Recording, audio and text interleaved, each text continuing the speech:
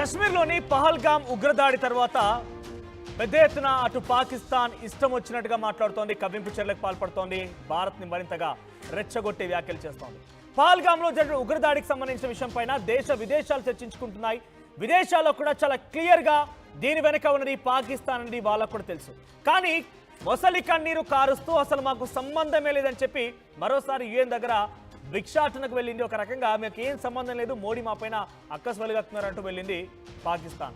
అయితే పాకిస్తాన్కు సంబంధించినటువంటి ఉగ్రవాదులను ప్రోత్సహించిన విషయం పైన అక్కడ రక్షణ మంత్రి స్పందించారు, రక్షణ మంత్రి తెడతెల్లం చేశారు.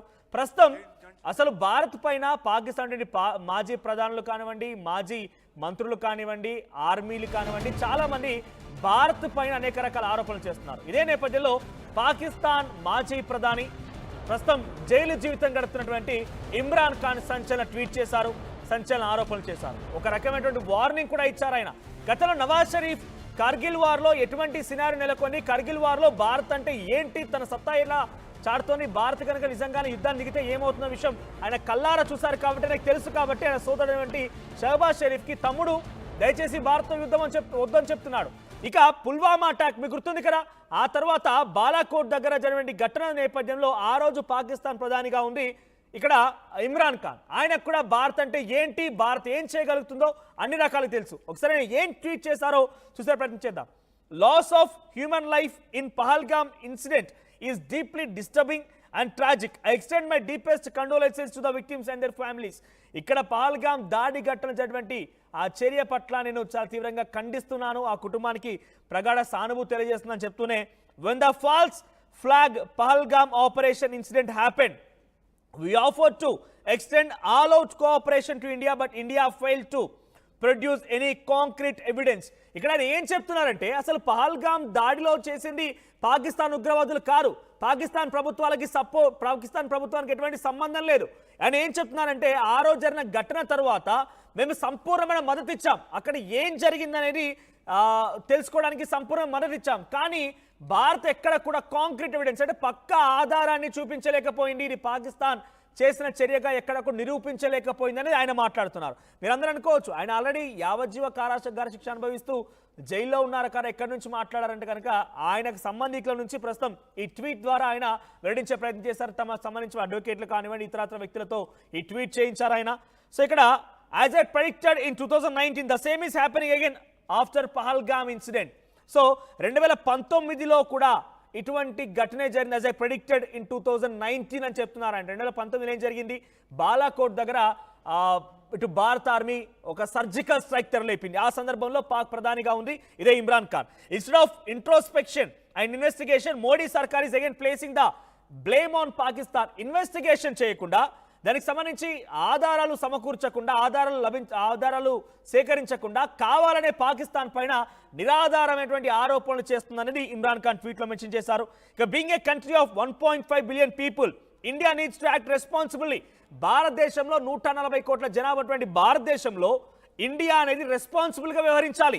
Instead of messing with a region already known as a nuclear flash point, already nuclear బాంబులను ఎదుర్కొన్నటువంటి దేశంగా మా పైన ఈ రకంగా అనుచితంగా ప్రవర్తించడం తగదు, ఒక రెస్పాన్సిబుల్గా వ్యవహరించాలనేది ఇమ్రాన్ ఖాన్ ట్వీట్లో మెన్షన్ చేశారు. ఇప్పుడు అన్ని కూడా శాంతి వచనాలు వల్లిస్తూ హితవు పలుకుతున్నారు. దుర్మార్గానికి పాల్పడేటువంటి దుస్తులే తిరిగి మళ్ళా పాకిస్తాన్ సంబంధించి ఎటువంటి సంబంధం లేదని, మోదీ అక్కసు వెలుగక్కుతున్నారని, భారత్ కావాలని నిరాధారమైనటువంటి ఆరోపణలు చేస్తుందని చెప్పి పిచ్చి పిచ్చి కారు కూతలు కూస్తున్నారు ఆయన.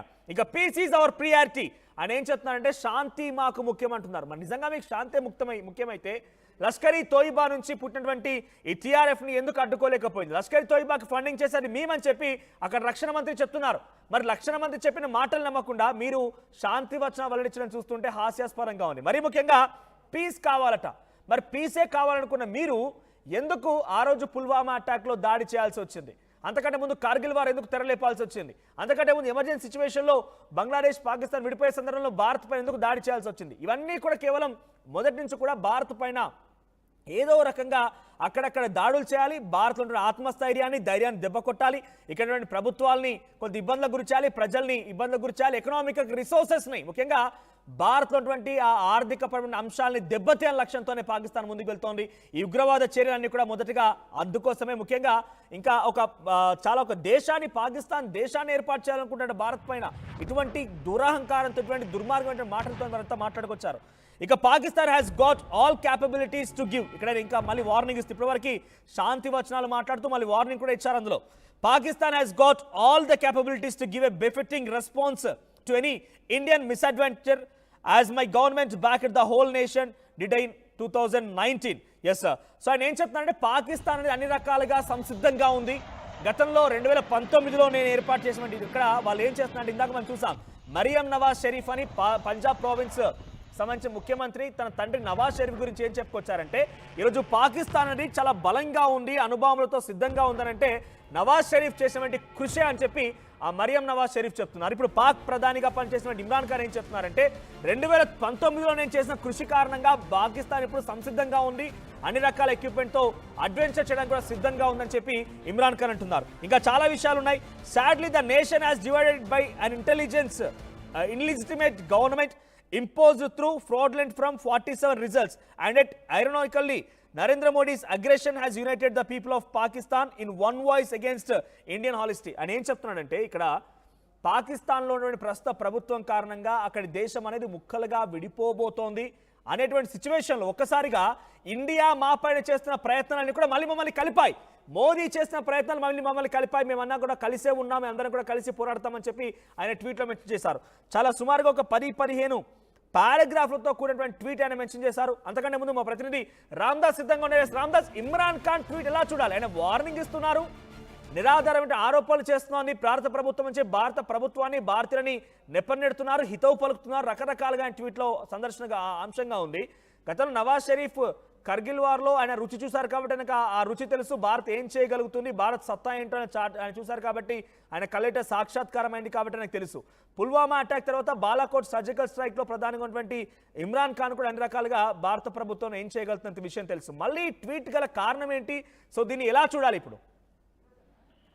ప్రస్తుతం జైల్లో నిర్బంధాలు ఉన్న ఇమ్రాన్ ఖాన్ కూడా స్పందించారు ఈ అంశంపై. ఇక పుల్వామా దాడి జరిగినప్పుడు కూడా పాకిస్తాన్ పై భారత్ నిందలు వేసింది, ఇప్పుడు కూడా అదే మాదిరిగా మోదీ సర్కార్ నిందలు వేస్తుందంటూ ఆరోపించారు. అంటే తన హయాంలో దర్యాప్తుకు పూర్తిగా సహకరిస్తానని చెప్పిన భారత్ ముందుకు రాలేదు. 2019లో జరిగినట్లు ఇప్పుడు కూడా అది జరుగుతుందనే ఒక సాకును మళ్ళీ భారత్ పై రుద్దే ప్రయత్నం చేస్తారు. ఒక